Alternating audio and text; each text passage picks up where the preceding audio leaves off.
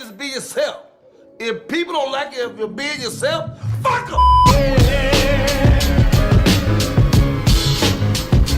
It's Big Los. And welcome to another episode of The Noize. If you haven't yet, go ahead and follow us on the Big Three, Water Break. Facebook, Instagram, and Twitter at The Noize Podcast. And of course, you can follow everything Beat Network at beatnetworkonline.com. So we would normally go into the how you doings and the weeks and everything like that. Mm-hmm. With us being visual now, it's clear as fucking day that there's a lot more people in here. So we might as well just jump straight into it. So first of all, we'll go with a familiar face. We have David Danger Neff of the Back to the Classics podcast, the Beat Network original. How are you, sir? Good, sir. How are you? I'm doing well. I'm making it. I'm waiing for this Hot Ones challenge. I'm excited. And I have a cool little announcement towards that. I guess we can throw here on The Noize and tell you right now, brotherly love is a real fucking thing. We're gonna go ahead and just make that stamp right now. But for a new face in the building, we have TFares. What up, guys? What's going on with you, boss man? I'm doing great. It's a beautiful, beautiful day here in Vegas. Absolutely. You know what I'm not really feeling about Vegas right now? See, we're originally from Ohio. And in Ohio, every 10 minutes, the weather changed. Literally every 10 minutes. Yeah, that sounds about right. Vegas has been on its Ohio shit recently. And I'm not feeling it right now. Yeah. I think we were at, like 78 or even 80. Like last week? Last week, I think we hit 80 last week. We touched 80, yeah. We touched 80, and then yesterday we had nothing but fucking wind, and it was just attacking all the real allergy sufferers that, dwell in the city. And now, it was probably about, 72, 73 maybe? Yeah, it's I think really it's like nice that. day. Yeah, it's nice outside. No wind. It's a solid day, and I'm in here in a long sleeve. Yeah. Suffering. It's been really bipolar out there. Absolutely. But, I think you and I both, I'm from the Midwest as well. So you know all about it. And I just learned to adjust, it's just part of the daily life. Right. So do you guys have separate outfits that you have? It's be like, oh, it's it's cold outside. And then you get your long sleeve out. Oh, you know what? It's cool right now. You gotta do the ghetto weather test where you lick your finger and that feels. Wait, that's the ghetto one? It feels I do it too. We're slowly bringing you in. You already know. You could also just look out the window and just looking at it, you could tell if it's cold or not. Just I don't know. Vegas be playing sometimes. The wind be blowing. Vegas messes with me too often. Super Yeah, chill. like back home. Yeah, he's absolutely right. Back home, you can look outside. Here, nah. Yeah, back home you can definitely look outside. You can look outside, see the clouds. I don't like that. Out here, it'll look cold, hot as hell. Oh, exactly. All right, so TFares, you got a few things that you want to talk to us about. First of all, you're a DJ in the city, right? I am. All right, give people a little background where you DJ at, and and then how you got started as well. Yeah, so I've been DJing now since 2011. Okay. So it's weird now, and I just kind of come to the realization half of my time DJing has been in Milwaukee, and half of it has been here in Vegas. Coming here to Vegas, I didn't come here with the exact mindset that I wanted to come here to DJ. I just kind of come here for the same reason a lot of people come here, just to start over and just get a fresh start. I was about to say it's cheaper than LA. That's the normal reason. That was a big part. I'm not complaining about the relatively cheap rent. And I just started meeting DJs here, and I started noticing there's such a high ceiling, a lot of opportunities for DJs. One cool fact that I knew before moving here was Vegas is the #1 city in the United States and bars and clubs per capita. Absolutely. Okay. Which means there's a lot of work for people in entertainment. Milwaukee is actually #2. It's a big drinking town. It's a small city. A lot of work. So I got a lot of good experience in Milwaukee, but DJing here, I got exposed to a lot of different music, a lot of different crowds. Learning different rooms has been a lot of experience. I've had different residencies. I've played dinner events. I've played restaurants. I've played birthday parties, retirement parties. So the level is different from Milwaukee than here. Yes. Okay. So it's cool here because there's so much activity within DJs. Okay. There's a lot of full-time DJs here, which is dope because they get to really focus and sharpen their craft and really find their niche. Here in Vegas, it's really learning the rooms. It's really learning where you're playing. because everywhere you play is going to be different. There's just too much shit to do here. Yeah. That no one has to tolerate a trash DJ. They could just walk 10 feet down the street. Oh, but we do at certain places. Yes. Now, there's another thing I learned is that for every really gifted, talented, hardworking DJ, there's 9 others that are just garbage. That just kind of jumped on the wagon because there's really a lot of it is how you brand yourself, and a lot of it's who you know, how you met them, and just like getting your foot in the door. Oh, so it's like hip hop, pretty much. It's exactly like hip hop. Okay, very close. And I'd say at least the new age hip hop, will say. I'd say even more politicized, just because here in Vegas there's a big discrepancy. And where I'll say it this way: in Milwaukee, where I DJ'd, I could play anything everywhere. Really, everyone will like all kinds of music. It's really people they just want to go out and have a good time. Right. They don't really care what specific genres you're playing. If it's good, they'll fuck. They fuck. Right. Here in Vegas, every room is different. You go to a specific spot, they're expecting you to play a certain way. Right. And that takes a long time to figure out because it's not ever formalized that way. So that took a long time to kind of learn rooms and how to play certain crowds. But through all that, I've been blessed to have I had a residency at the old Itsy Bitsy Ramen and Whiskey, which is an old ramen spot over at the Ogden downtown, which is a great experience because it got me close to the downtown scene, met a lot of DJs, met a lot of people in the scene. I eventually moved on and worked with still work with Nickel fucking Beer Night, which is it's a great weekly, name. Oh, yeah. It explains it all. Nickel Beer Night. So it's a 2-room event where we used to be over at Beauty Bar, and that was an interesting place to play and have we can go on about stories from that place. Didn't that place just recently close Yeah, down? I literally just shut down. They got evicted, didn't they? Yeah, I'm being so- messy as fuck yeah. with it. Yeah, So with that place, they had an eviction. They had it they had it reversed, I guess, and they've gone through so many different management owner changes. I think its days are counted. I don't know if it's officially closed, but they were open this week. I know. I went Okay. downtown, but It was like, you're we at got a some new business this week. yeah, so a lot of shit went down to that place. The whole Nickel Beer Night team moved on over to Commonwealth, which is on the corner. I've been there once. It was cool. 6th and Fremont, and that I'm loving playing there. It's the staff is great. The crowds is super great. Commonwealth is dope. It's a 2-floor venue. They have upstairs. They got Nickel Beer Night. It's bass music every week. It's like 10 to 15 to go up, but after that, it's nickel, literally 5 cents for a beer. Wow. So just you could just take it as that. I mean, it gets wild. There's a lot of it's a good time. They had a article written about the event on the Unts about Nickel fucking Beer Night and how it's pushing the scene of like the underground scene here in Vegas. Gotcha.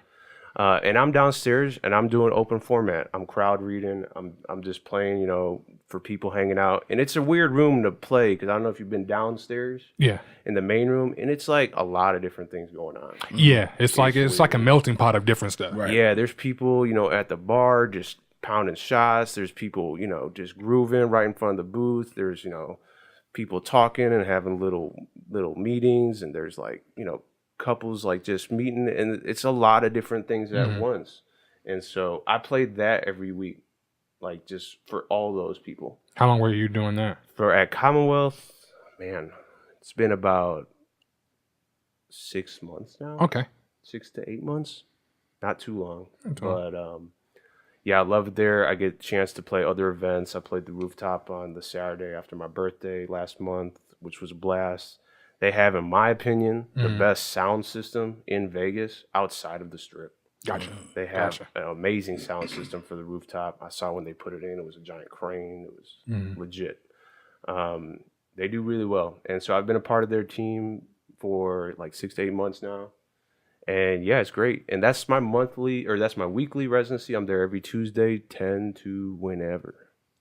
And that's my main thing. I got a few other things. I got, the day job. I got a lot of things that come up, but that's just my home where I get to go and work out. Right. Gotcha. And so I pick up gigs here and there. I play throughout downtown. I played Vanguard, Beauty Bar, like I said. I played Inspire, Commonwealth Rooftop, Velveteen Rabbit. I played some lounges and spots around the Strip. I played pools. So I've gained a lot of experience here. But I don't know if you're going to get to it, but I also, one thing that I did to just get myself engaged with the scene was starting my podcast. Mm. So I have what's called the Function Podcast. Well, it's just called The Function. And it's on iTunes, Spotify. It's an audio-only podcast. It might go video one day. It's a hell of a transition. Yeah. I'll take any camera donations from anyone. We will too. Yeah, right. It's pretty much similar to this setup. Just on my kitchen table. And it's just a show 2 and 4 DJs. Mm. What I noticed is that there's a huge DJ scene here, and what I found wasn't really a kind of platform for DJs to just put their own shit out publicly for other DJs. And I always shout them out. I modeled my show after a show that they had in Milwaukee called the Saturday Session on 88.9. Shout out to 88.9 in Milwaukee. Really dope underground indie station, local music. What they used to do was they would have every Saturday from 10 to midnight, they would have a different DJ on the dial. And so people would be going to the spot. They could hear the DJ they're going to see on the radio. Gotcha. And they'd have a little 5-minute interview, an hour mix, another 5-minute interview, an hour mix from 10 to midnight every single Saturday. And I did that a bunch of times because it was just a cool way to get your shit heard, get your name out there, get people more in tune with what you're doing, even if you don't have gigs, even if you don't have a residency, even if you're still working toward that. Gotcha. So it kind of shocked me that there wasn't anything like that here in Vegas, considering how many fucking DJs live here. Like that's probably why. Yeah, I mean, I tell people it's like Vegas is like the city that, like, the dopest DJ from Wichita, Kansas will come move here and think they could, like, just kill it. And people do that every day from all over the world, really. So Vegas is the type of city that has that. And so I think there's a lot of, just competition and people trying, like, it's a lot of real grind. So I don't know. So I just wanted to create a platform. And it really started with just myself. I would just make these mixes and put it out and it's the Function, episode 1. Here's a mix. And just shit to just pound out. And it slowly became, well, let's give these DJs a platform to tell their story. Because really, the only people that are going to listen to it at this stage are people that fuck with you already, or, other DJs that just want, let me see what he's playing. Because the idea was that when you play at a venue every week, you kind of have to play the room. It's not always what you yourself tells you as a creative. Okay. So I tell people, just make a mix like it's a blank room. You're not playing for anyone. Just put dope shit out. Just do your thing. Just do it for an hour. And that's what I'm just making a push for DJs to just kind of get in their own head. And like I've had friends that are like, I can't do this, man. I can't DJ. I can't make a mix without people in front of me. I have to react. I have to, like, this is how I've been trained. That's actually what I was going to ask too, because we've had a few DJs on the show, and a lot of times they'll go off of whatever the crowd is feeling. Yep. And it kind of seems like it's a different talent when you have to kind of play to what you like, but also cater to what's popular and cater to what's actually going to keep the people from not changing to the next mix or whatever. So like, what's your formula with that, if you don't mind me asking? Well, when I'm on the clock, when I'm at a gig, it's 100% professional. Like, luckily downtown in general is a very they're very hip scene to a lot of different sounds. They will really appreciate when you push the boundary a little bit. They kind of like when you play something they haven't heard. They don't mind you playing a track with no vocals on it. you can't really do that on the Strip. Yeah, that's not gonna fly. No. Not at So Let's go to like them downtown- house club, like them house music clubs. yeah, That's all beat. yeah, which is And what ecstasy. they're there for. A lot of that. So it's downtown, like this is what I like about Vegas is that they do kind of have an appreciation for people that are pushing boundaries, and I noticed that with people. This other artists, like other, I have so many people come up to me, yo, I'm an artist just starting out in Vegas. Like here's my contact. Just listen to my shit. Maybe you'll like it, maybe you won't.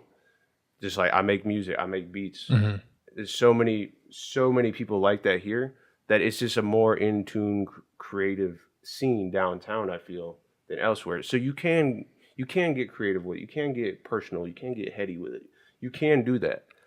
But when you do a mix but at the end of the day, your job is to make the bar money. Right. If it's kind of slow and a giant group of blackout bachelorette party comes in, you got to play what they want. Right. Like it doesn't matter if it's something that you despise. That's just part of being a DJ, part of being a professional, part of getting more gigs. But I tell people just put all that aside for the show, and it kind of does. Like DJs like that. Like DJs like when they just like don't have to deal with the bullshit. Just let me do my thing. If you want to listen to it, cool. If you don't, you don't. And like if you fuck with that DJ, or if you're another DJ, you'll get it. Right. Now, what about with the podcast? Do you kind of find? I mean, you mentioned that your boy he would even say that, I don't know if I can really get it done like this. I need somebody to feed off of. Like, what do you do as far as the podcast is concerned? Like, how do you know that you got a solid mix? Well, I tell people it's like it's your show, man. Like I'm gonna interview you, tell your story, tell what you're doing with me, and tell people about how you got into DJing. Tell people about like some cool stories you have about here. Tell people about what you're doing here, what stands you out from the thousands of other DJs here. That's what it is. I mean, it's really just a self-promotional platform for yourself. And at the end of the day, is your mix. It's got your name on it. Oh, so the DJs do. Yeah, the DJs that sorry, the the DJs make a mix. Gotcha. So, Okay. So unless it's a show of just myself, where I'm just talking shit myself, Then you'll make a mix. I'll make a Understandable. mix myself. But most of the time, I'll have a guest on, and it's you. Like on the Saturday session, every DJ would come on, bring their own mix. So I'd have my guests do a mix of their shit. Every show is different for that. So I have all different genres, all different styles. I think that's really dope. Very. I think that's dope. And to do it in Vegas, like you said, with so many DJs, that's dope because nobody's doing it. Yeah, and I think that DJs and just like creatives in general are like catching on to that where, we don't always have to one up each other. We don't always have to, just Everybody can eat. Right. Literally everybody. Right. There's not a finite amount of success. Right. Right, exactly. There's always going to be a gig.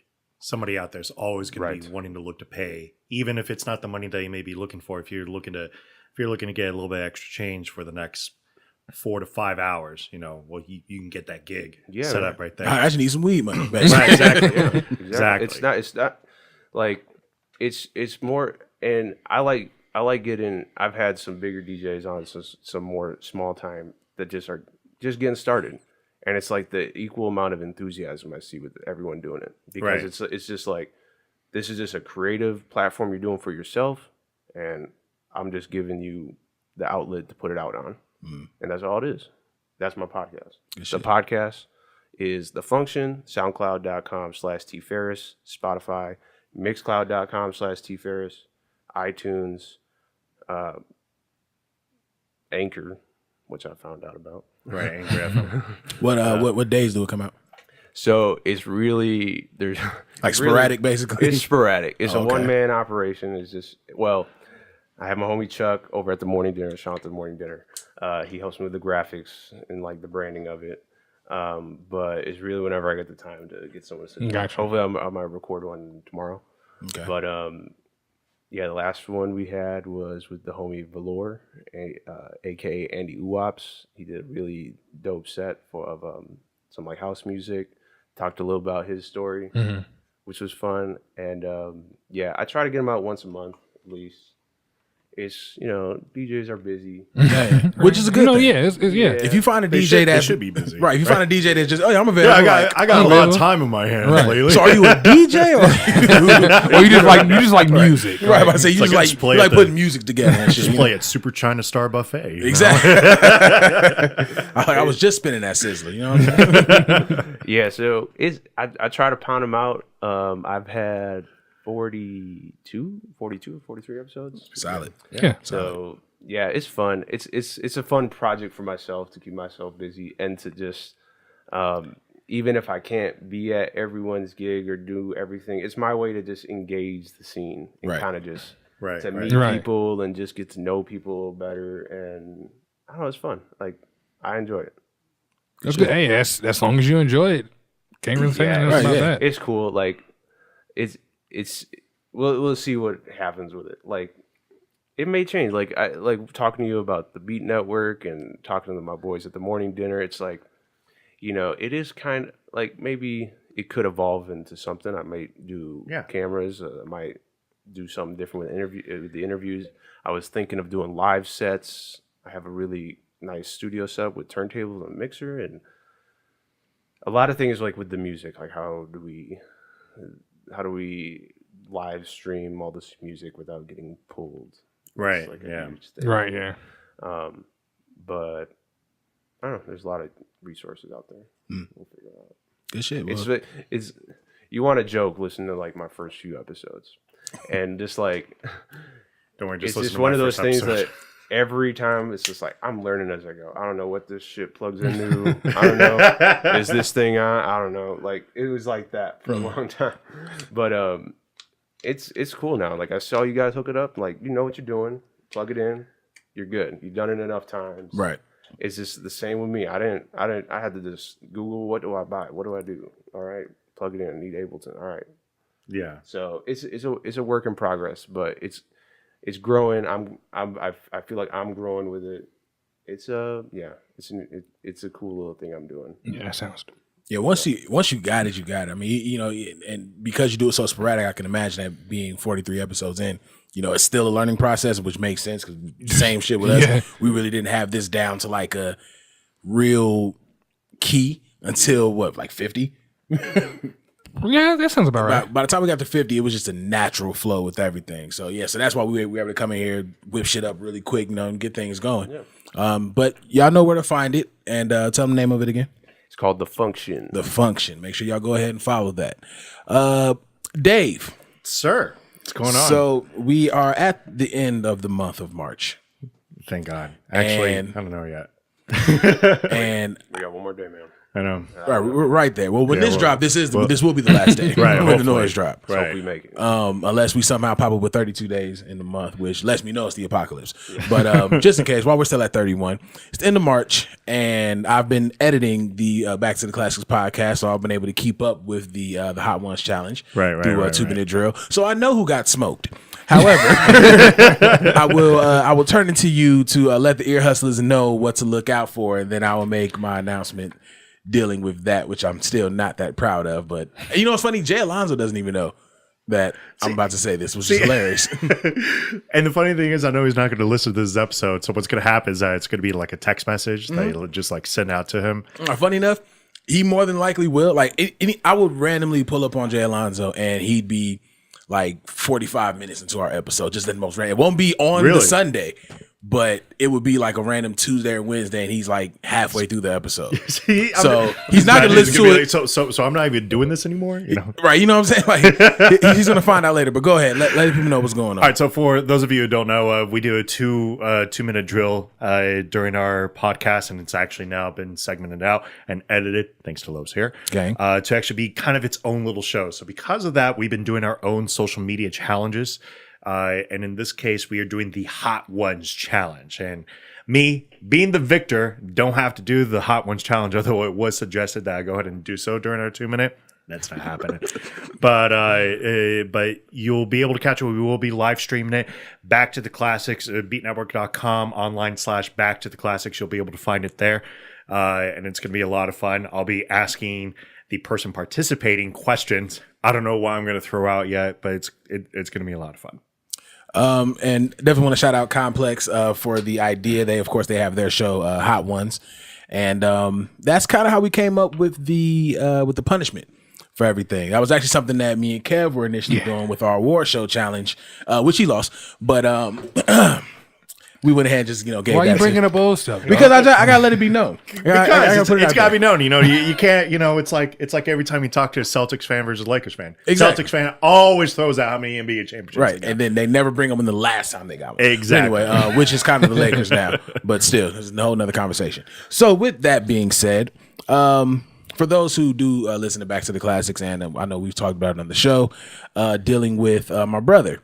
So when we gave them this this punishment, it was really just kind of on the fly. It was like, all right, cool. What's something that people are going to enjoy, something people could laugh at, and that's reacting to somebody eating some hot ass wings. But of course, my brother has some things going on, and he's all for it. He's like ready to do it and everything like that. But me being a brother, the little big brother, just knowing the situation, I am going to take that massive L, and I'm going to do the consequence for him. However, You are a much better man than I am. absolutely, I'll tell you that right now. Absolutely, yeah. Absolutely. No, you got to eat that. Nah, you. absolutely. Hospital Listen, or not, if let's go. it wasn't right, about to say if it wasn't the alternate, that the live stream can go real left. You know what I'm saying? So if it wasn't, But it would be so popular. It would be so popular, but that would probably be like the end of Back to the Classics. So with that being said, I'm going to take the consequence for him. However, what I need y'all, the ear hustlers, to do, and I'm actually going to put out this part of the conversation as like a separate, so that way people know exactly what the fuck we need them to do. I want you guys to come up with ideas of what Jay Alonzo could be doing while I'm going through every bit of hell dealing with this Hot Ones challenge. So that way, our challenge, the wings have been eaten, and we could say that we did our part, even though, again, you lost. It's not my brother. And Back to the Classics, you guys still get the challenge done. It's going to be a good time. It's going to suck. I know that going out is going to be well worse than what it was going to be going in. Ooh, your booty gonna burn. Whatever you do, don't live stream that. Okay. Oh no, y'all getting all this shit, literally and figuratively. Y'all getting all of this shit. Fuck what you heard. The whole nine. I'm talking about just all the grunts. Sitting on the toilet sweating. Just listen close. If you listen close, you'll be able to hear. He's gonna look like Jordan Peele when all that sweat's like come down. Yes. He's off that one. Yes, I'm going to look like Jordan in every Game 6 he's ever played in. I promise you that. But of course, call me crazy, but I mean, it is what it is, man. Just trying to be smart about the situation. Oh, but this will be the first and last time I take this challenge. So I know he got something solid set up for next month, so he can definitely do that on his fucking own. Right. But I'm gonna come in and even with me not just being his brother, I'm just gonna be completely honest with you gentlemen right here, right now. If the situation was the same for anybody else in B, just as the owner and the founder and the CEO of everything, I would have still done it. Oh, Okay. Nice to So hear. just know that Once again, you're a better person than I am. absolutely. Yeah, we would. If But it was me, we just had to do a different challenge. this is the first and last time it's gonna happen, and yeah, that's what I first considered. I'm like, we should do a different challenge. But I'm like, we've been promising them this for the last month. We've been putting it out as a separate segment itself. So I'm like, we can't back out on it now. So Right. it's gonna get done. It's gonna be hell. Pretty sure I'm gonna have some exes watching the show. Like, good, die, motherfucker. You know what I'm saying? So it's gonna be. It's all in fun, man. But again, Jay, this is the last fucking time I'm gonna do this shit. So please understand that. Next is watching. Be grateful, Jay. Nothing Right. Be grateful. nothing else hot dealing with your consequences going forward. Pop that ulcer. Exactly. Oh, the ulcer's gonna be crazy. It's gonna be leaking blood, spit, vomit. Yeah, that's gross. Trust me, I'm going to surgery. I immediately after will. this. I'll bring a gallon of milk for you. Got you. All right. Got you. Much appreciated. fair. Which is a part of the Hot Ones challenge. So I'm of gonna need course, the milk. yeah, of course, yeah. And don't try to granted I'm definitely a almond milk drinking individual, but I need it straight from the cow. That's I fine, Need the Off the udder. exactly. Bring the cow. I'll show you like popped out. Exactly. I need the full straw hat. You down there with the weed in your mouth, and you just getting it crackling. This is for Los. I need it to be raw and uncut. I need. I need not the because I know for a fact I would fuck with you. I'll be like, yeah, I couldn't find a cow, but I found a bull and just hand it straight to you. which is fine. no, which that's, is listen. that's semen. What are you doing? Listen. You don't want to do that. Wait, Not is a- that really not a bull milk? Not a bull. Bull doesn't have milk. Bull doesn't It's have just- milk? It's straight from the hose. So here's what this So would get. the This would get cow's a terrible. female version. He would Right. so he would give it to me as a joke, and I'm like, dude, this obviously isn't fucking milk, it's some salty ass milk. And then I'll stop and be like, you jacked off a bull? Wait, first, yes, you jacked off a bull. I'll have gloves on. Secondly, what you mean some salty ass milk? Females say it tastes like pennies. Heard that. I'm saying, you know, like, people say it tastes like pennies. What? It also depends The what fuck are they- y'all eating? Nah. So yeah, so It's a bull, man. it's gonna be a good time, man. Y'all trying to do it live too? Yeah. Fuck y'all. Yeah, I could at least edit out my reactions. This is bullshit. Y'all want to raw and No, uncut. you got to do the Shaq treatment. This is your chance to be a meme right now. Oh, and I will be. Yeah, what's that meme of that guy eating the wings and his eyes like pop out? I saw Which them. one is that? There's a meme of it. It's like a really famous Vine. I'll show you guys after. But this We'll guy, have to see it, and then we'll drop it into the show later so they know what happened. So that's gonna be fun. When y'all trying to do this? So I gotta wait for the hot sauce to come in. Okay. So You ordered you sadist. on hotsauce.com. Yeah. There's literally one that literally says pain is good. So I will ordered hot let you sauce. know which wing is dipped into that hot sauce. Are you going to test these hot sauce before you? No. So you don't even know if they're hot. No, they could be bullshit, you know, they have and like then a this could all scale? be for naught, and then he's got to Listen, my acting is going to be absolutely amazing if that's the case. I'm telling you right there's now. a scale of spice on like peppers and stuff. Yeah. There's a measurement of how. Yeah, I mean, I have a general idea. I've never had like a hot wings Look, challenge. I wanted it to still I've taste had a good. ghost Like, pepper. I don't want something that tastes just like arsenic. You Right. know, next thing At I a know, certain I level, really. he's not gonna feel anything. No, that's bullshit. That is not true. Everyone said they're like when you get to a certain point. Going in, you won't feel anything. Coming out, No is matter where you what, feel going everything. out, I'm gonna fucking look like I'm part of fucking what was the Nintendo racing game? Which one? Smash Brothers. I'm gonna look like a fucking Smash Brothers car when the shit come out. That's all fire coming out of the tailpipe as soon as that shit comes out. So no, I'm fucked either way. Yeah, fire hydrant. It's gonna look like a Looney Tunes. Exactly. Like, you know. I'm gonna look like a whole ass Looney Tunes character. I'm about to look like Black Yosemite Sam. I've had a ghost pepper challenge like with a friend. We had a With the actual pepper? With the actual ghost pepper. Fam, what? And Why? that was. I didn't really What was- know what I was getting myself into at the moment. There was this one where it was I'm like like, two. oh, I got it. There was these two white girls, and they decided Sounds to do about that right. challenge, right? And one of them just like is straight up crying afterwards, and like they had to call like an ambulance and whatnot. You know, I'm not trying to get there with you, No. but I'll have it saved just in case. Okay. I'll say that taking down the ghost pepper, taking it the after it coming out was infinitely worse. I can imagine. That was like I'm about. I feel to be like when I finally hospitalized. take my shit afterwards, it's gonna be like the end scene of Tales from the Hood. It's welcome to hell, motherfuckers. And like Clarence Williams III gonna come out dressed like the devil. He's just gonna stand over and be like, ha ha ha. Listen, I'm not looking forward to this shit whatsoever. But anyway, it will be entertaining. it will be entertaining nonetheless. I'm dying. It's too funny. fuck. Why'd I put that on camera? Why did you agree to this? Again, it would have been a You different could have challenge. been out a brother. That's it. And that's why. That is exactly why. Somebody had to be the thinker when it came down to it, and that's just what it was. But like I said, I didn't want to suggest switching the challenge because we've been promising it for so long. For one, and for two, you know, at the I end could of have had his girlfriend do this. You know, true love. That might be a good I idea. guarantee we'd have been switching the challenge. Let's say this: if it goes left, we'll all agree to take him to the hospital. We'll take him. Yeah. At least, I get a ride. We'll take this. That's brotherhood at its finest. we'll pay for the Uber, I guess. You know. Well, I'm gonna drive myself like Jussie Smollett. I'm gonna make my way, and I'm gonna be good after that. Trust With me. a wing Speaking hanging of out your Jussie mouth. Smollett, Actually, no, I'm gonna get to that, but I do want to touch on a really quick subject dealing with us. I'm saying a lot. I must be nervous for when it actually happens. But did any of you gentlemen see Us? that was going to be my thing today. Yeah, I have. I want to see it like super, super bad, but I haven't done it Good yet. things about it. I've not seen it. Now, I would definitely. Well, this kind of takes away my entire conversation, at least from the spoiler territory, which is fine because I had another conversation prepped and ready to go.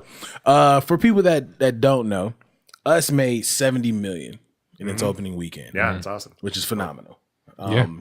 Nobody was expecting it to do Avengers numbers or anything like that, but for where Jordan Peele is right now, to me, that's an amazing feat. Yeah. One thing that I liked about the movie, first of all, for everybody saying that it sucks and it's trash, they're going into it with the mindset of what the hell was the other one that he Get Out. Get Out. Everyone's going into it with the mindset of Get Out. If you're going into it with that mindset, you're already going to be fucked up. And also, I don't think people know the difference between a thriller and a horror. Right. Because people were coming out, I wasn't even scared. You weren't supposed to be. Right, exactly. That wasn't that movie. Right, that wasn't the reason for the movie. Which I guess is kind of bad marketing on their sake, because when this first came out, when the first trailers came out for it, it actually looked like it was going to be another scary movie. You know, it looked like it was going to be. It looked like it was a horror flick all the way. Like it was creepy. You didn't really know where it was going. You just knew it was a family abduction, and holy shit, they look the same as the other person. It's doppelgangers, and doppelgangers is an incredibly frightening thing if you think about it. I don't know, and it could be just me. Well, obviously it's just me. But when I look at what he's doing with Get Out and what he did with Us, I look at the comparisons that people have been giving him, which is Hitchcock. And Hitchcock is of course, legendary horror director, but I don't really consider a lot of Hitchcock shit horror. No, it's more suspense. It's more suspense. Depending on what movie you watch, it's thriller. Mind you, Hitchcock is one of those guys, and I'm glad you brought me on for this one. Hitchcock is one of those guys that everything that he does with it isn't necessarily like creepy. It's just, it all kind of makes sense at a certain point. Right. Like, yeah, this could legitimately happen. With probably the exception being the birds, but at the same time, like you'll randomly see where it's like, oh, thousands of shark attacks. So it's like you switch out birds with sharks and kind of get the same notion, but everybody's already afraid of sharks. Right. But with Hitchcock, the way that he used to do it is he was a control freak the entire point. Like he would constantly make people do, and it was a very 1960s and 70s thing back in the day. John Ford used to do this all the time. John Ford, who's a really famous Western director, was the only person to actually make John Wayne cry because he didn't tell him what he wanted in a certain scene. And so they had to keep doing the reshoot until he got so distressed at one point that he finally shot the scene right. And then he was like, okay, we're good. We're done here for the day. But the same thing with Hitchcock. Hitchcock would almost kind of torture you to do so. And those were very natural reactions that would happen. It's why he's considered the lead character of the birds. Did she had to go to therapy? Yes. I saw this video. They threw actual birds at her. Yeah. Wow. Yeah, they did. Sit at the door, motherfucker just Yeah, they did. No, they would go out of their way to basically to get it like mental in their head, like all the way. And it's funny because you still see it every once in a while in movies, like a really famous one celebrating 25 years this year's Natural Born Killers. Oh, I love that movie. Great movie, right? But at the time that it came out, it was such a controversy because of all the media portrayals that was coming out. It came out in 1994. What was going on in 1994? Every fucking thing. O.J. Simpson. O.J. Simpson, John Benet Ramsey, and how the media was just spinning everything. That was kind of a major point of like Natural Born Killers. But the director of photography for that movie, yeah, he went through fucking hell. He literally said like his wife wound up divorcing him, you know, because of this movie. He broke his nose, nearly got his hand cut off. It was insane just to shoot this. I actually, so in college, I took a class just out of interest. I took a class specifically on horror movies and learned about Hitchcock and a lot of. We did a extensive period about Hitchcock, and still, in my opinion, I think The Birds is to this day his scariest movie. No doubt about it. Today, it will still scare people. People can watch Psycho now and like, all right, that's kind of cheesy, whatever. Psycho had the biggest reaction. But one thing I learned in that class, that he basically invented suspense. One thing he did was whenever you go see a Hitchcock movie, he would say after the movie, first off, no one could come in late. What they used to do back then is people come in the middle of the movie, they just stay, and they'll watch that first half of it after it's done. Right. He said, no, he started it where you come in at a certain time. You're not allowed to leave. You're not allowed to use the bathroom. He used to have it, his movies were, he would never go over 2 hours because he specifically didn't want people to go up and use the bathroom during the movie. Mm-hmm. And he would tell people after the movie that you're not allowed to tell anyone what happened. I've heard of that. He started that shit. But not only that, but so think about the editing process and all the reshoots I had to do afterwards. And you know this from editing yourself now. So imagine taking this opportunity to say this movie has to be less than 2 hours long. And mind you, some of the best movies that have ever been made, Vertigo, Rear Window. His longest movie was, and I remember because I saw it in the theater, North by Northwest. Yeah. And but that was not even a scary movie. That was like it was like an adventure and a thriller. It had a lot of different action in it. North by Northwest is considered the best spy movie of all time. And it's one of my personal favorite movies because it's the first time where it was Grant. In that famous shot of on the plane Mount Rushmore. Down. Yeah, the Mount Rushmore thing. Yeah, it's a fantastic movie. But you're absolutely right. It is his longest movie, and it barely passes. But it has no like horror scenes or no, of course not. No, it's all suspense. But he said there was one quote that we talked about in class, and it was that action is when there's people sitting at dinner and then a bomb goes off and everyone dies. That's action. Suspense is there's two people having dinner, the camera goes, you see there's a bomb underneath them, and then it goes back up and they're having dinner. That's suspense. Definitely. Yeah, exactly. So that's what he does. But like I said, how he is a control freak. Now, back to Jordan Peele. I don't know how much of a control freak he really is. I just know I really enjoy his products that comes out. And if I come later to find out that he is one, I'm all for it. Like, I want the person that has their vision to come out there and do so. I don't really, like, if I had a vision, I want my vision out there. Right. And it's one of the reasons why I'm excited about his Twilight Zone. Like, because I love the Twilight Zone. There is 189 episodes, and some of them are super campy, and some of them are fucking fantastic. Mm-hmm. So if he is literally taking on Roger Sterling's version of that, or Rod Sterling's version of that, and trying to just make it his own thing, I'm all for it. Fuck yeah. You just made $70 million your first weekend of your sophomore movie. So people are into you and people want to see what you do. And I think a lot of it also is, and I haven't seen Us, and I don't even know 100% what it touches on, but I think just people in general are just curious about his thoughts on just like racial issues. Now, and that's something I was actually going to touch on dealing with the movie without giving anything away. Yeah.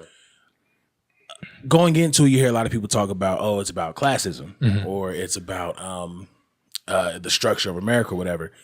This, when you look at Get Out was straight up racism. Right. This one literally touches on every major problem in America. Even with the title, it being called Us, you put some dots in there, you got US. Like, they touch on classism. They touch on sexism. They touch on racism. Like, we had the conversation on y'all show. We've had the conversation on the show before. When you have those movies that have a strong female lead, that they have to drill it in your head. This is a strong female lead. You need to understand she's a woman and she's killing it. Right. And that's the complete plot of the entire movie. Us, there was none of that. You just knew that Lupita was that chick in the movie. Right. And she was killing shit. And she was absolutely killing shit. And I guess this one scene I could talk about because they've said it on multiple different platforms. There's a scene where what's his name? Winston Duke. There's a scene when Winston Duke is trying to still, hold it down. But that's another thing too. They were able to make her a strong female lead without making the dude a bitch. They just made him incapacitated. Right. So he's still trying to lead shit, and she just, jumps up like, you're not in charge of this anymore. And it was in the theater, everybody was like, ooh, yeah, she's finna go off. And that's exactly what she did in the movie. But the fact that he was able to touch on so many issues in America just through this movie, and I think that's why a lot of people didn't appreciate it, because it's almost like they didn't understand. Like, they were just going into it like, I just want to be scared. So do you think it's one of those movies, and mind you, I haven't seen this yet, so do you think it's one of those movies that you kind of have to see a couple times for you to kind of get the whole picture? You know what? I've heard that from people. I think there's no in between. You either get it off the first watch and you want to watch it a bunch of times, or you have to go back and get it a second watch. Okay, so I was looking here. Now let me look here. Let me see what this means. Let me see what that means. But do you think you would still miss stuff? You know, Absolutely. Yeah. I watched a video saying the things that you missed, and I was like, dog, I know I missed all that and still got the message. There's certain shit in it that you're watching, you're like, and then when you go back and watch these things where they're talking about the things you may have missed, you're just looking at it like, this man's a fucking genius. Right. And it's so crazy coming from Mad TV to the Key and Peele to now he's doing this genius level shit. Like, I applaud Jordan Peele. So 70 million, absolutely salute to that man. If it's anything like Get Out, I'll like it. That gotta get out that mindset because it's nothing like Get Out. It is absolutely nothing like Get Out. What I liked about Get Out was it just seemed so it seemed so relatable for like the whole first half. Was like this is just normal life. Like nothing about it seems strange. Right. But then it brought everything up to the surface in like this very kind of dark tone. But it just like visualized it, and the like how he portrayed it was just was very visceral. Like I think. Like with the Get Out, with the main message in Get Out, you know, being dealing with race. This one, again, it touches on every major issue in the U.S., but it really does hone in on classism and privilege for sure, but not just the expected white privilege. It hones in on privilege of all. Like as a black man, if you have something going for you, you're not, you know, living in a shitty condition. You have some form of privilege as a person of color. They even touch on that to where it's like, yeah, you may not have what this dude have, but you have something that I don't have. Right. So it touches on everything. Like no one should walk out of this movie feeling offended. Some sensitive Yeah, time, that pretty so much that's sold it for me to, Hey man, to go go see check it out. Go see it. It's solid. check it out. It's gonna suck if y'all Man, don't reel it back and be like, yo, let me We tell you need about to this put movie. that as a separate video and be like, you want to hear a good promotion for this video? There you go. Jordan Peele, cut the check. You just got 70 million. I know you got it. I need about 300. That's what I need. This is stat. This is You need stat. about 350. It's about 350 exactly. But getting to what we were gonna jump into, and I guess to have more order, we'll kind of just give everybody opportunity to talk. So Jussie Smollett, his charges have been dropped. This has been the most interesting story of 2019 so far, outside of everything else M. Night Shyamalan is doing with the year. It's M. Night Shyamalan, so. It's definitely, it's going to be a twist at the end. We're going to find out some different shit. It's all a simulation. Right. All along, it was a sister all along. You know? It was me. Y'all watched Eve Bayou and gave up on me. So yeah, we're gonna find out it's the sister all along. She just cut her shit into a fade and got a goatee. So Kev, we've talked about it on this show.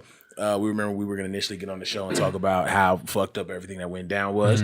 Found out how everything went down, and we clowned him. My man was facing 11 years.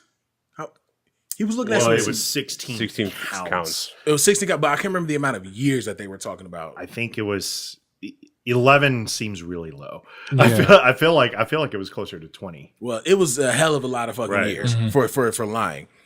So you take 16 counts to everything being dropped. So what is your take on the situation? That his lawyer knew some people. Get everything being dropped was kind of odd to me. I was like, damn, it was dropped, but all right. I didn't think he should go to jail at all. Pay a fine, do whatever you got to do, but go to jail. Come on, like, nah. You were the victim and the suspect. Nobody was hurt. like, nah. I'm not gonna send you to jail for that because you wasted our time. It's really what it is. I mean, because he wasted his time. But it getting dropped was a little different. But from what I was reading, like he already like forfeited bail. He already signed up to do community service. So I'm like, charges weren't dropped if you already said, okay, I'm gonna do this to make this go away. Like something else to me is going on. But I wouldn't be surprised if the way it's going in a week or two, it looked up and it's something different. I seen it. They said the Nigerians were in whiteface. I'm like, come on now. Yeah, I saw that shit too. I was like, ain't enough white paint in the world. To make Yeah, Nigeria come look on, white. man. Like, it's Yeah, even put if glue they on did their get the face. paint, like Yeah, you can layers look of at them and be primer. like, yeah, come on, Right. dog. Like, so I don't know. In a couple weeks, I'm sure it'll be something else that we're like, okay, this shit, it's crazy. It's crazy. But I mean, I didn't want him to go to jail. Not in jail. Cool. Go about your That's day. that, right? How you feel? Oh boy. I've actually been trying to avoid speaking anything on this because at the same time I don't feel like I should be able to speak on this, but this is bullshit. Like it was a waste of our time. It was the most interesting story for a long time, and then come to find out that there's that nothing's going to come to fruition. It was the most of this. interesting, unneeded story. Exactly. Right. It took up so much of our time.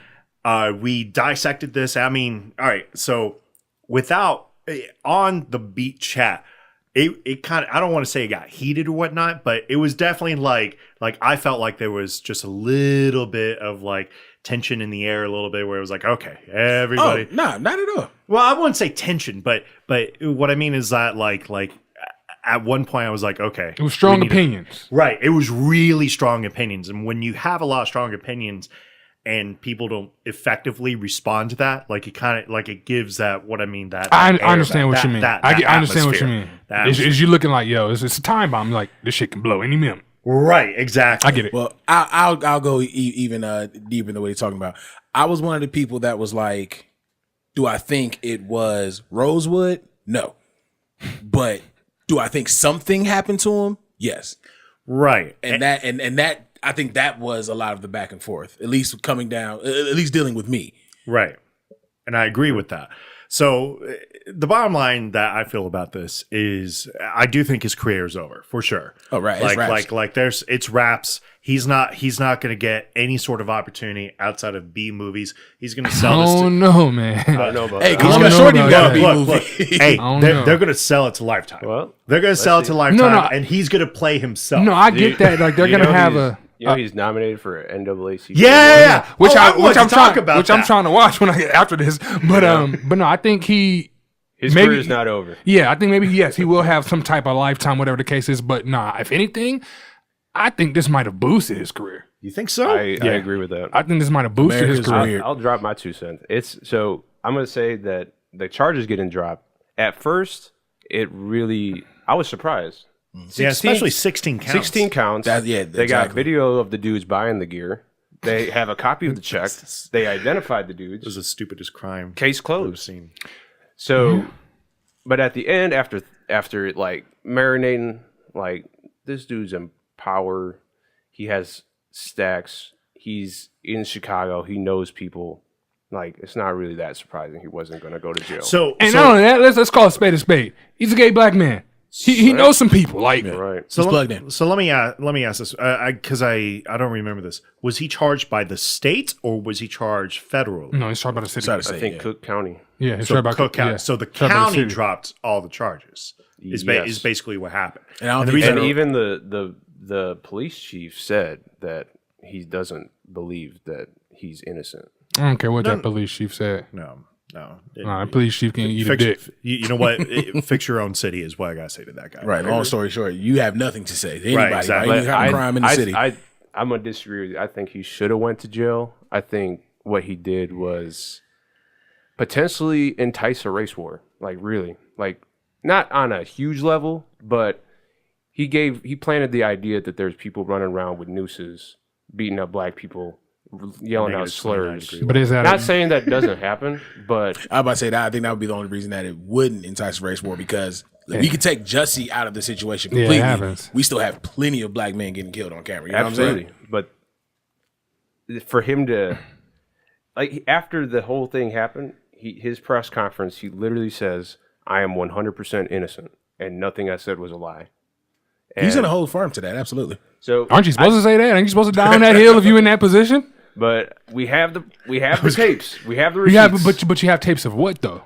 You have tapes of somebody buying something, which is not illegal, and you have tapes of what else? I'm pretty sure there's records that they were his physical trainers.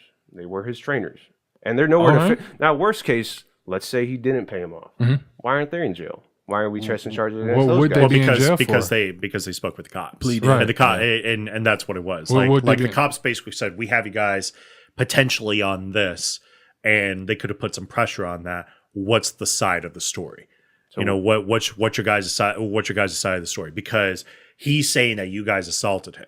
We now see that you have literally bought the weapon at this point, right? And that there was and that there was basically talk back and forth of a possible payment, but they couldn't find the details it's always best to have witness evidence and literally like, oh yeah, no, this is why I'm speaking on this, you know, and my boy and I can attest to this, no problem. So now it's our word versus you.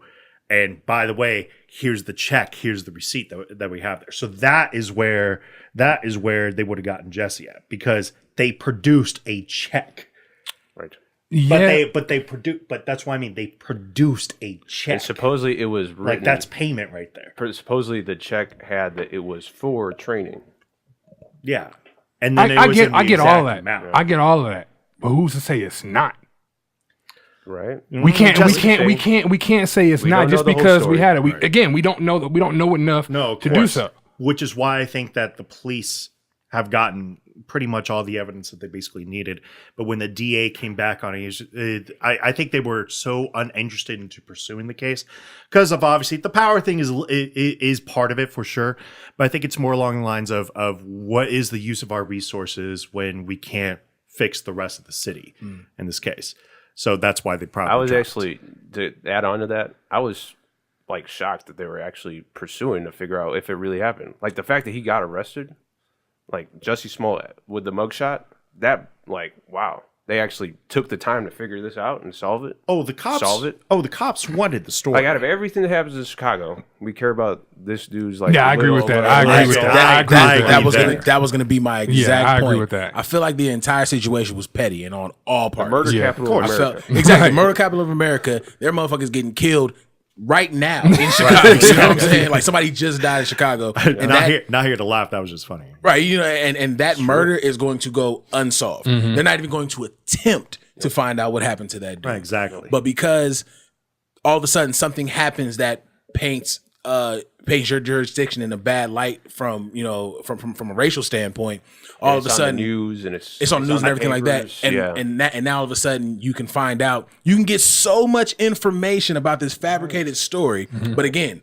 you can't tell me who murdered this dude probably in front of the same fucking camera at that Subway at 2 a.m. Like you can't tell me none of that shit. I just feel like it was petty across the board. Like, I feel like Jussie, whether his reason was to get paid more dealing with power, or he just wanted to, Empire. There we go. Or he just wanted to, incite a race war. No matter what, if he lied about it, what the fuck was the point? There was no outcome of it. And with the police, if y'all can put this much effort to having surveillance video of the dudes walking away, surveillance video of the dudes purchasing the shit, surveillance video of motherfuckers meeting up to train, whatever the case is, y'all using y'all efforts for the wrong shit. Right. They found everything. Y'all can fix some way bigger issues than fucking Jussie Smollett lying. Right. Now, they pulled up his record. He had a DUI and lied You know what about I'm his saying? identity. Like who hasn't? Come on. Now on that, and this is where my conspiracy theory side is going to come out a little bit. We need like this is definitely X-Files drop for that. Of course. The reality of that could also be a little bit political as well, because obviously you Tark, you put it perfectly at first. It did seem like it could have incited a race war, especially specifically with the MAGA hats. That's where the big issue was with it, because it wasn't two dudes in cloaks. These were two dudes with a political statement on wearing a political statement. I don't think he actually said that they were wearing MAGA hats. I think he just said that they were saying this is MAGA country. You know what? I did see a story. That was one thing that kind of was social media created that part. Cool. I don't think he ever actually said they were wearing MAGA hats. I think he just said they were saying this is MAGA country. Right. Yeah. And if he, it's still the same thing in that case, because he's saying, well, these guys are literally saying a political statement. Yeah. Look, the next elections in 2020, and a lot of people want our current president out of there. Regardless of how you feel about that, I think that there could have been some pressure from either the governor or the mayor of Chicago to kind of say to say to the district attorney, look, if he's already agreed to community service, then fuck it. Why are we even pursuing this? Like why even bother with this? We got to prep for the next election. We got to prep. We don't know what's going on, especially because the state of Illinois does lean pretty heavily liberal in that case. Mm-hmm. And because the Democrats want to get back into power, blah, blah, blah, blah, blah. It doesn't really matter there. But that's where I think the conspiracy could have been, where the mayor or the governor could have put some pressure on the DA and just say, hey, are we really, is this something that we should be pursuing? Yeah. Or is this going to be something that should be Like, a non-story? They're gonna keep fighting it. He's got the lawyers. Like they could push it years, if he wanted to. But the minute they drop the charges, they probably are going to say something else to the lawyers and just be like, if you guys really want to turn that into something else, then we'll settle this in civil courts away from media, because media is not supposed to be in civil courts anyway. Right. True. Which is where it's at. If he wants to pursue it that way, be my guest, but at the same time, like people, because of exactly what happened in the 2016 election, it was literally like, it looked like Hillary was going to win. A week before the election, they brought up the stupid fucking Benghazi emails or whatever emails that were out there. And it was like, it turned the country like right then and there. And then that's what gave all the power there. So instead of dealing with that once again, like, the governor or the mayor would have made the smart decision, just said, let's just fix the city and let's focus on that instead. I get what you mean. I get what you mean. I get what you mean. And that's an interesting point. And that's why to me, it's all petty. Like, I look at the fact that Trump even had to drop his 2 cents. Trump drops his 2 cents everywhere. Right, but I'm like, it's all this shit going on. Right. And out of Chicago police, Chicago politicians, whatever the case, cool. Y'all need to be worried about something else, but it's in your city, so I get it. Mm-hmm. As the president, it's way bigger shit you need to be worried about. Yeah. And one thing, and I don't want to get too much into it because, like we already said, we're going to stop trying to get too White House on the episode, on the shows. I saw that, and let me know if I'm wrong, because I tried not to follow his presidency as much as possible. I'm there with you, so let me know if I'm wrong. Right. Did he was awarded funding for the wall, like for 58 miles or something like that? Yeah, he got a something billion. like that. They approved the billion. I think there was an approval out there. They approved some, but it's in the billion range. Right? Yeah, they approved the billion. It will take. Mind you, the country is supposed to be trillions in debt. So where does billion come from? But even outside of that, just coming because that's more so from the side of the White House, exactly. Mm-hmm. As Americans, speaking as Americans, it'll take $10 to $11 million to replace all the pipes in Flint, so they can have clean drinking water. Mm-hmm. Oh, but didn't Jaden Smith drop some change on that? Oh, he's doing his thing. He did do it, but he shouldn't have to. You're absolutely right. He shouldn't have to. Yeah, but for one, he shouldn't have to. For two, if we can get approved to put up a fucking wall, but I'm giving him a shout out. Like, that's fucking amazing. No, absolutely. No, big up to Jaden Smith, absolutely. But I'm saying in the sense of the fact that the focus from the people that are supposed to be the leaders of the free world, from the people that we're supposed to be looking to guide us, with different shit, even though no one's looking to this motherfucker to do so.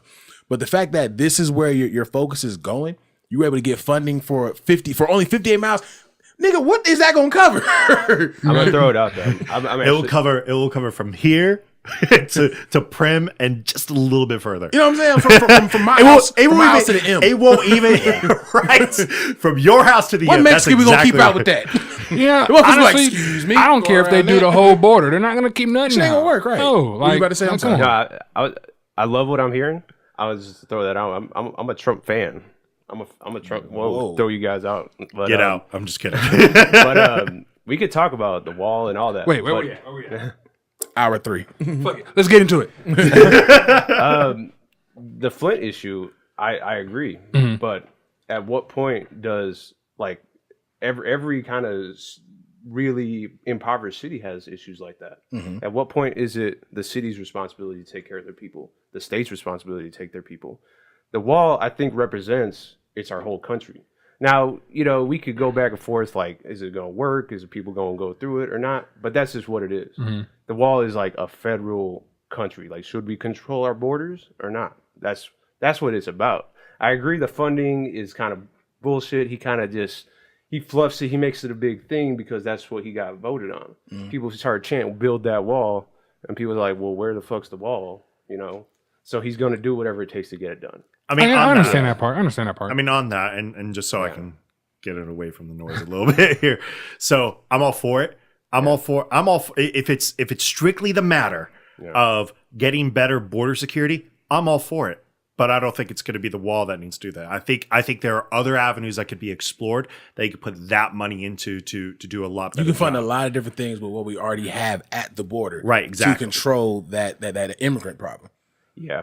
No, I agree. I don't think a wall is a end-all solution by any means. Mm. I think I think visas are a thing we gotta revamp. I think Sure, port of the whole entries is another processing, one. like, Hire more my- border my security. I'm parents- all for that. My parents were immigrants. You know, they had to go through the paperwork. I remember the day my dad became a citizen. It took years. Like, it's a process, and I think it shouldn't really be like that. Agreed. I think if people should want to come here and work and contribute to society, let's go through the paperwork, do it legit, and get you in here. I agree with No, that. and, I agree with that. and I've agreed with that from jump. But like when I hear about border walls, the first thing I think about is the Great Wall of China, which was meant to keep out Mongolians who was trying to invade. Right. I don't think there's one Mexican trying to invade the country. That's the only reason I have You know an what's issue. the funny thing? Like there was a story out there where it's like Mexicans are stealing materials of the wall to bring it back to their own house. I started cracking up. I was like, I knew this was going to happen. Oh, absolutely. Absolutely. I think a border wall should be like the last resort. Right. We should put the money into other avenues, whether it be other border security, think other things, and then it's eventually like, we're just gonna have, this like, shit ain't Biden working. domes. Let's put this wall here. This is like my view on the wall in a nutshell. Just as like how like silly and kind of how like kind of minuscule a wall is and the money it is to make it, it's equally as silly and minuscule not to have a wall. I think like it's your border. You should be able to put a wall if you want to. Like that's basically. I don't go either way on it. Like it's I can just, understand that. it's just All right. if you want to have one, a country should be able just to decide to have a wall. If they don't want to, they don't have to. That's all I'm like. I get your point on I this. don't- You get the right, to do whatever you want. You have the right, yeah. I mean, I've been to the Middle East. I've been to Israel. They I have don't a even very- mean to. Where are you from? So I'm born and raised in Milwaukee. I'm a Midwest kid. But He my is skin- American. My don't skin, worry. my skin looks dark because my parents were born in Palestine. Gotcha. Okay. Yeah. Okay. That's why I was like, okay. Yeah. So I've been in the Middle East. I've seen what it's like. We fund Israel's wall. Yeah. Like Yeah. U.S. pays for that, which I think is It's a weird. waste of money. Like It is. they should be able to fund their own wall. Right. It is. The Absolutely. fact that no one's arguing that we should not be paying for theirs, I think why shouldn't we be paying for our own shit if we have to? If I we agree. want I to. agree with that. I agree with So- that. That's all I'm saying. I'm not like deport all immigrants or anything like that. And then that's because like with me, and I mean no offense by getting surprised by finding that out, but That's why I prepared you guys a little bit. it's just this is with me. I look at the fact that how you explained it, respectfully, no one is explaining it like that. Yeah, Nobody. nobody. No one has that approach. The approach to it is Mexicans are stealing our job. They're raping our women. They're flooding us with drugs. It's all these other avenues that they're taking to justify this wall. And to me, it sounds like it's just rooted in stereotypical hate. Right. It's You like know what I mean? Seems like imagine if you're writing like a 5-paragraph And I'm not paper, saying that doesn't right? exist. I'm sure No, there are people absolutely that there, just definitely. don't like immigrants here. Sure. Which I don't think is right. No, and I wholeheartedly agree with you on that, but I also understand why they would fear it because it's a fear of the unknown at the same time. But imagine if you're writing like a 5-paragraph paper, right? I feel like the argument that has been used for the wall, like the thesis of it, is because of this. It's not because of anything else. It's not because, well, we have here's where I have the biggest issue with it. He declares an opiate crisis, right? Right. He has done nothing for it. He declares it a national emergency, and he has done nothing for it. When he could literally go back and say, well, some of this stuff could be flooded in from there. And that would seriously say, yeah, you're absolutely right. Absolutely. Because it's cheaper to make that stuff in Mexico and ship that in, even though that is against numerous federal laws for that to do so. Yeah. And when that's put into perspective, that's a good argument. Here's my biggest issue with it. I feel like not everything. I'm saying everything and I'm wrong on that. I feel like they just do things to be spiteful and to just be evil. Sure. And it's like when I see that, it's like, can I stand behind that? What do you mean exactly? The cages is a perfect example. And yes, I understand that Obama did absolutely the same thing. But they basically paraded that shit. Like they had no issue. And I understand the media is going to have their own thing, but they were like parading like you should toot our own horn because we're protecting our country. What do you mean they paraded it, though? they were holding press conferences like trying to just say, well, we have a justification for this. And then kids were like, not only were the kids getting separated, but then at the same time, like they weren't even giving back the right kids to the right parents. Like Right. they're like, well, It's a mess. Like Right. the whole Instead of border having- immigration process is a mess. instead of having Getting people checked in. if they had a smart solution to that, if they literally said, listen, we don't feel comfortable with this, so we're keeping them here until we can process these people out properly, whether they should seek asylum or whether we should turn them away. And then if somebody tries to rush the border, yeah, I'm all for it. You know, do the whole rubber bullet thing and whatnot, and make sure they can never come into the country again. That is hard for me to say, but that's not evil. That's me feeling like you're protecting the border. Instead, I agree, yeah. Protecting it from what though? okay, protecting it from because these people that are coming to the border, no, they're not these rapists, they're not these people that are out there. But you have to know who you're bringing into the country as well, and that I agree with. That I Which is protecting 100% from illegal immigration. from Someone just knocks at turning the it door, you're gonna look at the peephole first. exactly, That's and it. that's where I'm at with it. You know, if somebody comes in, they have a hate crime or they have something else. No, I don't want you in the country. At the same If they're token, fleeing because they're wanted for murder, no, we're good. no. But if you're fleeing because you fear that your family is going to get killed because of this, then yeah, maybe there should be a better now. And that's where I think some of that wall money could go into. What if we bumped up these programs, hire more immigration lawyers, hire more immigration judges to make the come immigration in? process Yeah, a that's little the more. big Yeah, thing get the process in there. I disagree with a lot of this like rhetoric of like, "Whoa, we need the wall right now." It's like we're getting so much out of like the point. The point is to fix immigration. The point is to protect our borders. The wall isn't going to solve all that.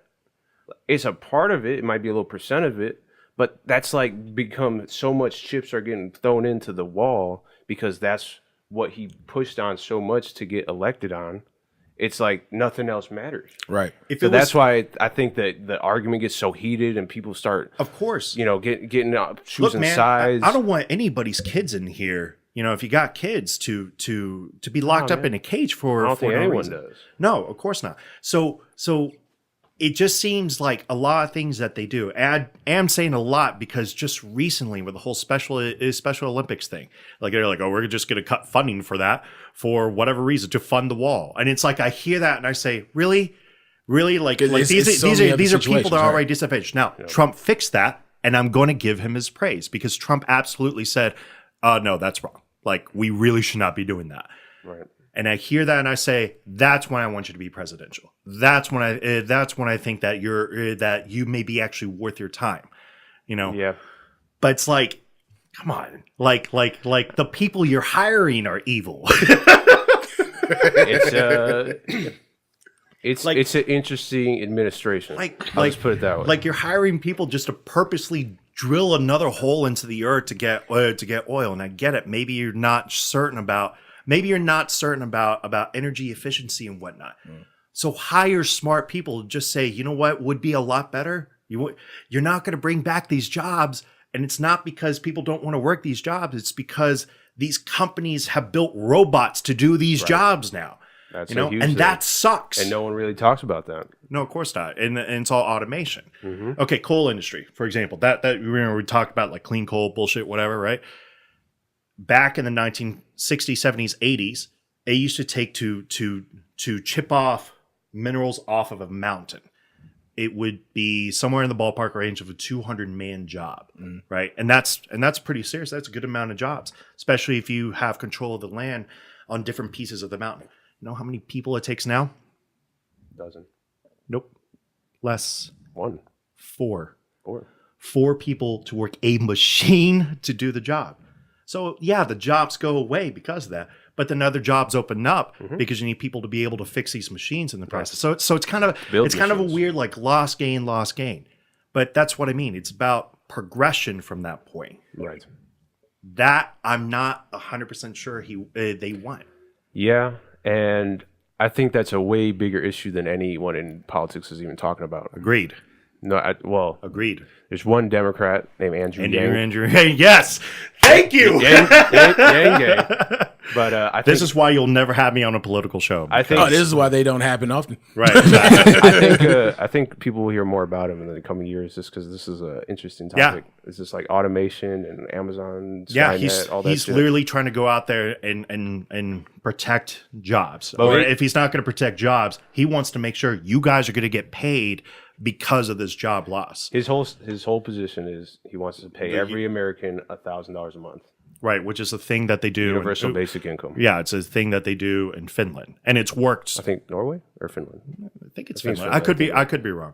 And the entire idea is to basically say And it's we getting want to make paid, sure that yeah. you could collect your check so that the money you're actually working for you can use to actually make better businesses happen out there. And I'm all for that. Like I would rather make sure that my people don't have to sleep on the street, because I've slept on the street before and it fucking sucks, just to make sure that happens. So yeah, I'm all for Yang. I mean, I think he's a Trump cool guy. and I like Yang. I like both sides of the spectrum. Really, It's like for you, it's like the angel and the demon, like right there. Like yeah. I don't know. Well, Should we what- switch topics? I'm about to say no. We can move on. I'm gonna say though, just like in closing, I don't want you or anyone that would ever come on that that we want to speak to, because we've had this conversation before. We want to get a Trump guy on here. We wanted to get a Klansman on here. We want to get some people on here. hold on, no. Oh, absolutely. absolutely. No, I do. Yes, I would do. see that. Absolutely The do. minute I see a Klansman on here, I'm waiting outside to beat the fuck out. Oh, For I what? think No, the Klan is gonna be. I pick him apart. I'd have a fucking we field want day to with have him. these kind of people on the shows Yeah. because we want to, hear the dialogue. Yeah, on both from sides. one, from an educational side, and two, just from someone who is already, cognizant of what's going on with the with his presidential term, with Right. what's going on with the country, everything like that. So I never want anybody to feel like if we get somebody on the show, no, I need to change your mind from being a Trump guy. Nor do I think you came here to change my mind to become a Trump guy. It's just generally having the conversation and really touching on all sides of the spectrum. By all You know means, what I mean? absolutely. I'll be the first one to tell you I'm not a Trump guy, but I can understand a lot of things that he's done, and I'm all for it. That's cool. And I'm all for that. I just think that there's such a better way to go about things than the I way agree that, with than the way that these last 2 years have been about, because it just it's a nightmare. Yeah. No, I think the more we can have these just civil talks without it escalating to fuck you. Yeah, exactly. Get So out. for it to go into a The only different reason place. why it's civil is because I don't have to. I'm just kidding. I had water today. If I had the Hennessy that you brought, it's different. Nah, it's all You're good. It's all fucking good. No, wrong. to me, man, everyone's opinion is respected as long as it's rooted in respect, and that's all. That's all I personally give a fuck about. I agree. Now, kind of getting to our final topic, which is very close to Trump, Lil Uzi Vert. Oh wow. Here we I saw go. that coming. Now, it is actually a quick one because we are some time in, and we appreciate you guys sticking in there with us. So, for those that haven't seen it, or more than likely have, he has been trying to get his album out, and I think he signed a DJ Drama. What is his entertainment company called? Like New Generation, Next Generation, some shit like Beats that. the hell out of me. So they're saying that Drama is keeping him from dropping his album. So much so that Jay-Z and Roc Nation had to step in to, kind of get things back in order.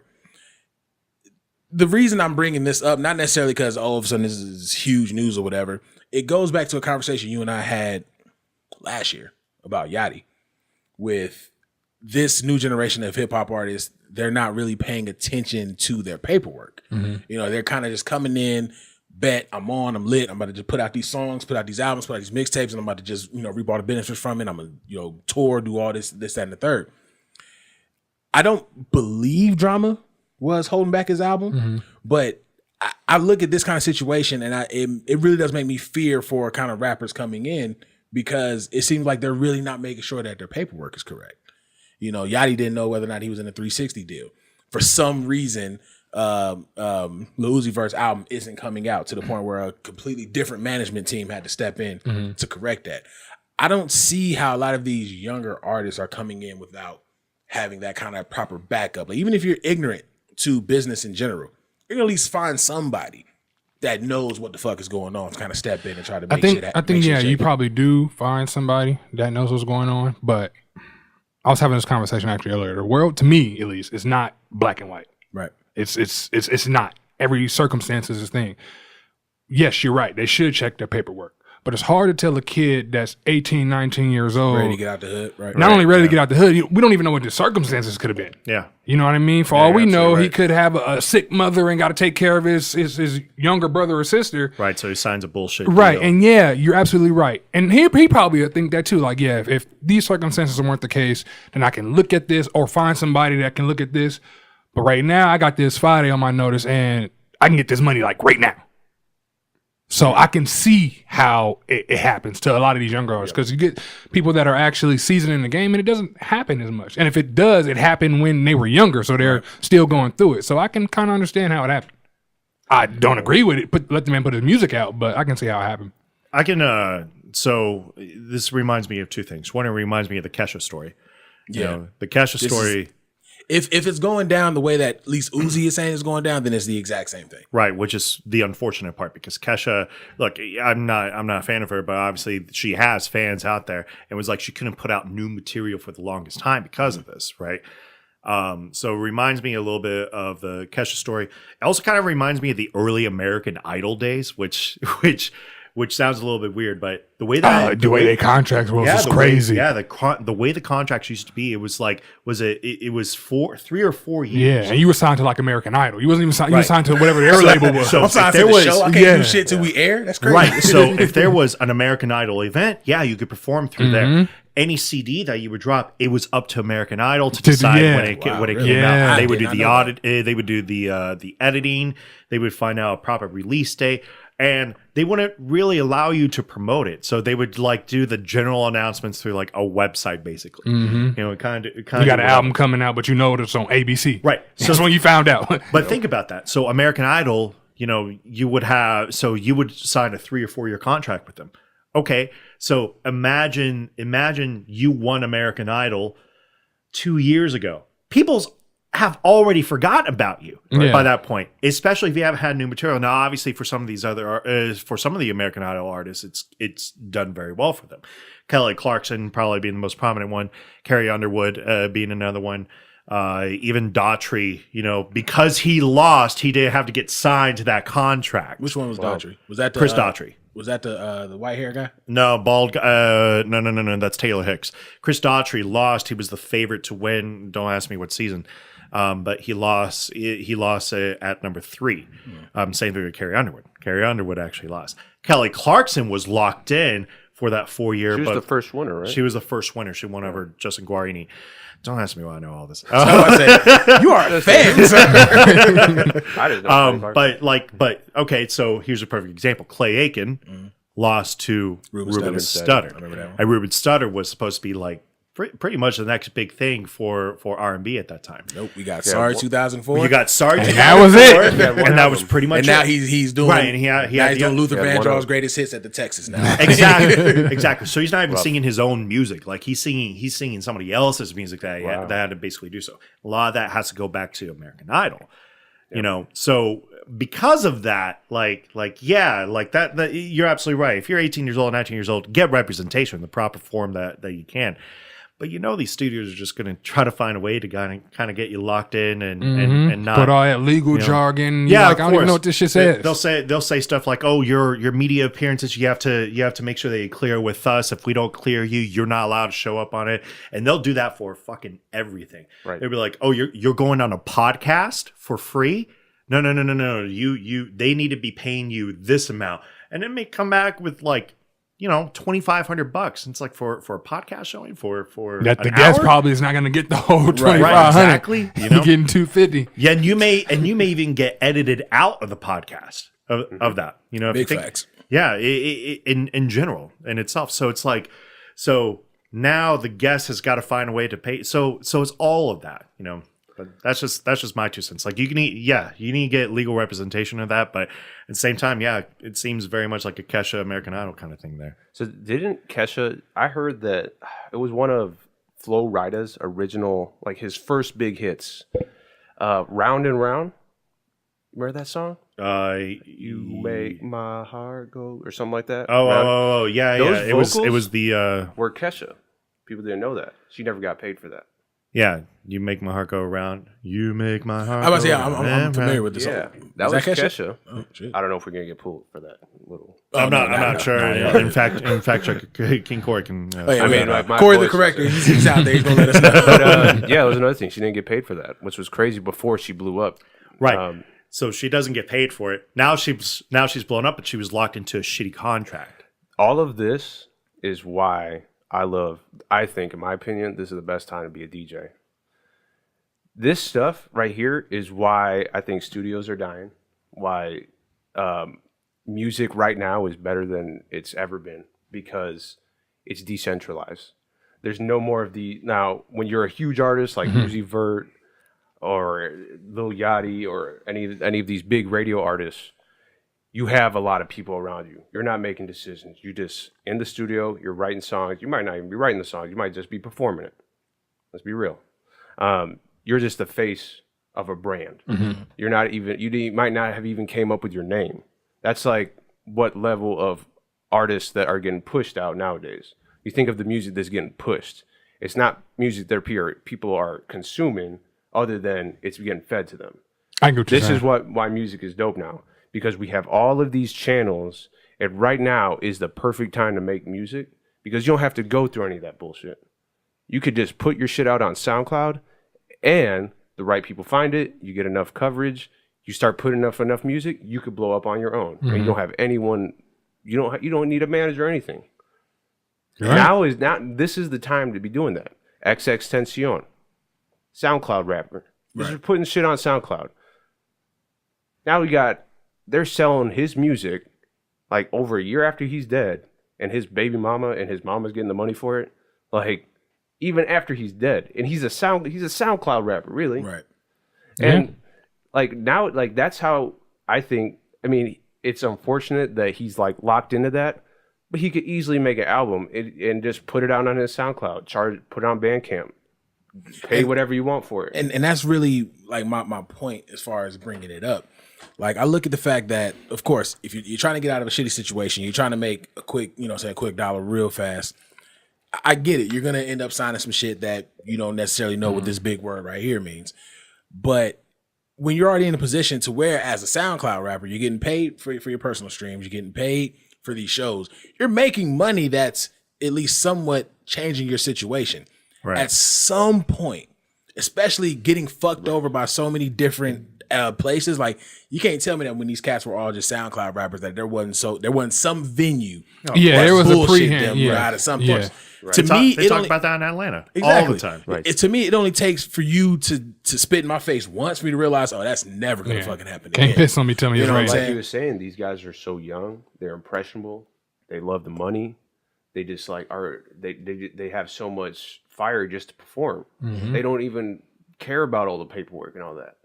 Like, That's why you gotta get somebody that does. you gotta get someone Right, that does. exactly. And that's what I think. I mean, when you get to a certain level, I think the next stage is just starting your own studio, starting your own distribution. Absolutely. Do what Kanye did. Do what Jay-Z did. Yeah. That's how it could evolve to, where you making your own decisions, you signing the paperwork on your terms.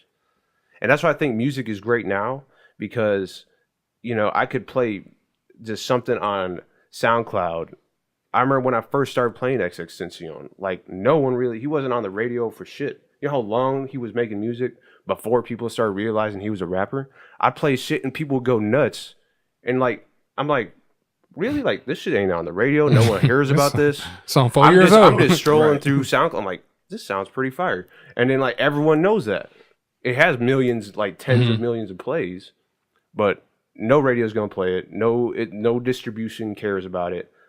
But that's what people listen to, because no one's like listening to no knock on 97.3. No one's listening to the radio like they used to. Yeah, everyone's going on Spotify. Everyone's Oh, going it's on all SoundCloud. sport era. Yeah. Absolutely. Apple Music. I mean, anyone could put music on there. Exactly. Anyone can. I got my podcast on there, and no one told me not to do it. I just had a feed, put it on there. Anyone could get it. Right. That's why music is dope now, because there's so much different channels for anyone to put music out. There's so much accessibility, and I think all media is going in that direction. Music was the easiest because And now Decades ago, if you didn't know Universal, you didn't know Paramount, you didn't know any of these huge studios. You weren't the Beatles, you weren't the Rolling Stones. Like no one, you're just some backyard band. Like no one, right? You have no chance. And now it's going, and now it's going with like TV shows and whatnot. Yep. Notice how Netflix is king right now, but now every single studio out there is like, oh, download the ABC app. Or now DC Comics has done something fantastic. They're like, hey, get all of our material by paying $7.99 a month through DC. By the way, we're going to produce new original superhero material on there, and they've all gotten a lot of great like. It's doing that with TV shows. It's doing that. I mean, it's been going on for TV shows. Disney is about to drop theirs. It's going that way with movies now. I mean, I still talk about, but Bandersnatch on Netflix. Awesome. You can never do something like that at a movie theater. Right. Bandersnatch where you get to choose your quest. Right. I mean, shit like that is the future. And I think that is the direction media is going. And I think in the end, it's going to create a better product and it's going to make better for creators and better for consumers. Because there's not all these channels and bullshit you have to go through. Like his album might be the best album of 2019. We'll never get to hear it. Strongly doubt. I feel it. Yeah, I heard a song the other day, and I was like, "Yo, what the fuck is this?" Like, his last album was really good. I liked it. Also disagree, but I feel it. You know, Next that's all time. But but like we'll never get to see it because it's not against him. It's just that there's all these power struggles. Right. So I think that it's just a talk of the time, and he's just in a bad situation right now. That I know he put one of his tracks out. I haven't heard it yet.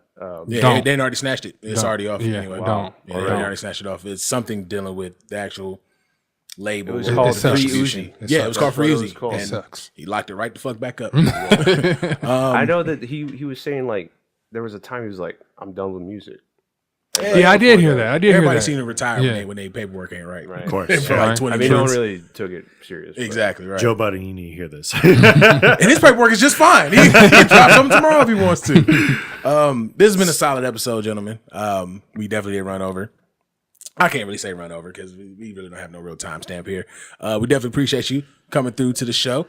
Let the people know where they can find you, again, where they can find your show, when you're going to be spinning next time at Commonwealth, whatever. You could. So I forgot to plug my website. I have. No, that should have been top of the show. Keep forgetting about it. The website is TFares. Okay. No .com. Shout out to Paul that gave me that cool domain idea. It's just my name. TFares. I have I have some promo shots. I have my podcast on there. Facebook.com/DJ TFares. Instagram.com/TFares1, number 1. Twitter.com/TMFares, middle initial M. And that's where I be at. Commonwealth every Tuesdays, 6th and Fremont, 10 p.m. to close. Check out the function. And thank you guys for having me. This was absolutely. Yeah, absolutely. That's good. David Danger Neff, back to the classics. Let people know where they can find you, find the show, the whole nine. So, Back to the Classics, you find beatnetwork.com/Back to the Classics. We are on Spotify, iHeartRadio, Apple Music, iTunes. What else are we on? Soon to be, hopefully, Twitch, maybe? Definitely, coming up on Twitch, Spotify. That's going to be coming up. We're going to have live streams of things, hopefully a live event soon. You can find me on Facebook, David Danger Neff. Instagram, same thing, David Danger Neff. And even Twitter at David Danger Neff as well. I don't have Snapchat. Don't want that. Don't even care about that. By the way, Kev, after that great conversation with Tarek about this, you need to drop your material off SoundCloud now. We need to get you big. Material like what? Just anything. It doesn't matter. The Hollywood Kev solo album. That'd be garbage. That'd be worse than Little Uzi. It really would. Let the people know where they can find you, You'll bro. get some plays, man. Probably would in this climate, but you would win. Nah. You would win. No, I'm so bad at rapping. You would win. _ Hollywood Kev on Twitter, _ Hollywood Kev _ on Instagram. That's it. Yeah, don't follow me on nothing else. He said, don't follow me. Big Los IG on IG, Big Los 89 on Snapchat. Of course, you can follow The Noize Podcast on Facebook, Instagram, and Twitter at The Noize Podcast, and follow everything Beat Network at beatnetworkonline.com. And for the people that are not tuned in to our visual podcast, youtube.com/Beat Network. subscribe, ring the notification bell so you know when shit's gonna be popping up. It'll come directly to your phone. Yeah, man, we doing some big things, and make sure y'all keep up with what we doing. Again, TFares, we appreciate you coming through, good sir. Yes, thank you. Y'all let us Thank know you. next time you spin it, man. We definitely got to come through. Yeah, see what and y'all I about. like Commonwealth, so yeah. Yeah, Commonwealth is dope. So I feel like Commonwealth. it's a win-win for everybody. Yeah. It's a fun crowd. It's fun. Definitely. As always, we appreciate you guys tuning in. And always, as always, we appreciate you guys tuning in. As always, we appreciate your support. And as always, it's Big Los. I was with Kev. It's the Noize.